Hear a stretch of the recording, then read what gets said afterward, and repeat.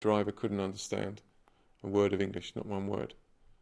And we drove from base camp, and 3 of us at this point, all in the same Jeep, lying on the luggage. I was sitting next to the driver, and we all fell asleep instantly. Around about 2 hours later, woke up. But every so often, this guy driving this Jeep, he'd wind down the window and put his head out, and then wind it up again. Put his head out, wind it back up again.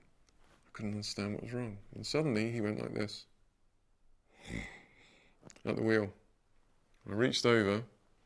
This is driving across the Tibetan Plateau, you can't see anything, black in every direction, and grabbed the wheel. And so I drove that night this Russian truck. This guy woke up once or twice, sitting in the passenger seat, and he kept doing this at me. Didn't understand what he meant. To exit the valley that Everest is in, you have to climb up and over the Tibetan Plateau, then you come down the other side to the border. As we were going up, I didn't notice anything wrong with the truck, but when we started descending, and I hit the brakes the first time, I realised what he meant. Pump the brakes.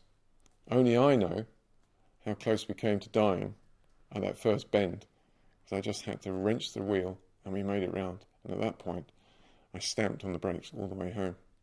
When I got back to the airport, I got on the plane from Kathmandu to Doha, and suddenly the next thing I remember is I've been shaken by the air hostess because I'd fallen asleep in my dinner. I was on the plane, I think 12 to 14 hours after I'd been on the summit. Such was my eagerness to get home.